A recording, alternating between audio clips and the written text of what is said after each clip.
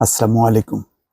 একটি দুঃসংবাদ দর্শক, অবৈধ বাংলাদেশিদের দ্রুত ফেরত পাঠাবে যুক্তরাজ্য। এখানে যে খবরটা বলা হচ্ছে যে গত বছর প্রায় 11,000 বাংলাদেশি বিভিন্ন ভিসায় যুক্তরাজ্যে যে এখন স্থায়ীভাবে বসবাসের জন্য আবেদন করেছে। এই আবেদনের 95% রিজেক্ট করা হয়েছে। এখন যুক্তরাজ্য বাংলাদেশ সরকারের সঙ্গে একটা চুক্তি করেছে, সেই চুক্তির আওতায় তাদেরকে মোট কথা যুক্তরাজ্য থেকে বহিষ্কার করা হবে।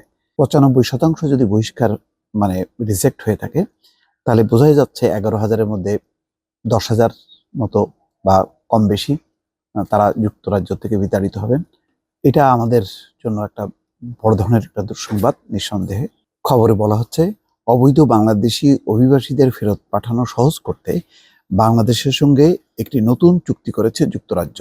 চুক্তির আওতায় যাদের আশ্রয়ের আবেদন খারিজ হয়েছে, যারা বিদেশি অপরাধী ও যাদের ভিসার বৈধ মেয়াদ অতিবাহিত হয়ে গেছে, তাদের ফাস্ট ট্র্যাক দ্রুত পদ্ধতিতে বাংলাদেশে ফেরত পাঠানো হবে। এখানে আমার ধারণা যে দুই ধরনের মানুষ ভিকটিম হবে। যেমন অনেক ছাত্র গেছে, সেখানে আর তারা মানে টিউশন ফি জোগাড় করতে পারেনি, তারা সেখানে অবৈধ হয়ে গেছে। ভিজিট ভিসায় যেও কিছু বাংলাদেশি, আর এই ভিজিট ভিসায় একটি বড় অংশ আছে যারা রাজনৈতিক আশ্রয় চেয়েছে এবং হয়তো জেনুইন বিরোধী রাজনীতি করতেন, এখন দেখছে যে দেশে কোনোভাবেই তাদের নিরাপত্তা নেই, মামলা আছে। তারা হয়তো তাদেরও একটা অংশ থাকতে পারে, তবে হয়তো খুব গুরুত্বপূর্ণ যদি প্রমাণ করতে পারে যে না তাদের বিরুদ্ধে মামলা আছে, হয়তো তারা বেঁচে যাবেন।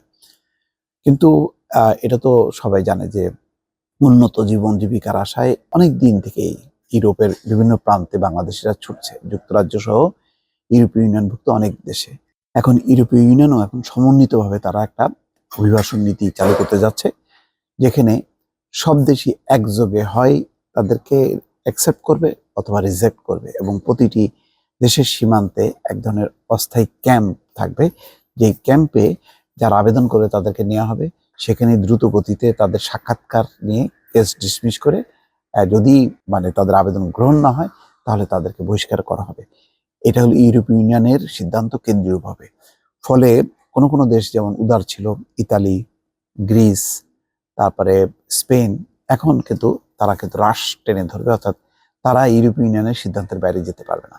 তার পাশাপাশি এখন যুক্তরাজ্য যেটা করলো, বাংলাদেশের সঙ্গে চুক্তি করলো, ফলে সেখানেও কিন্তু আর যারা কোনোভাবে যুক্তরাজ্যে ভিসা পেয়ে সেখানে গিয়ে যে তারা বৈধ হওয়ার চেষ্টা করবে, সেই চেষ্টাটাও কিন্তু এখন খুবই সংকীর্ণ হয়ে গেল।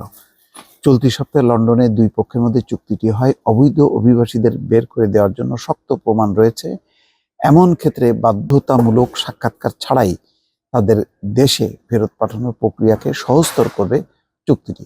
অর্থাৎ বেশি সময় নেবে না, তাদের যেই সাক্ষাৎকার দিতেই হবে, তারা কোর্টে আপিল করবে, এই আইনগত প্রক্রিয়ার মধ্যে যাবে না।